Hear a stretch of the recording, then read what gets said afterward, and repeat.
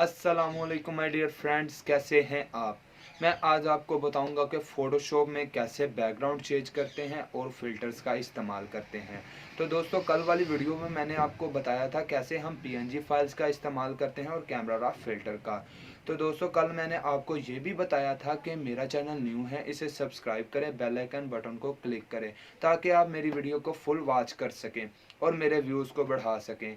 तो दोस्तों, अगर आप मेरी वीडियो को देखेंगे तो मेरे हौसले में इजाफा होगा और मैं आपके लिए न्यू से न्यू वीडियो लेकर आ सकूंगा।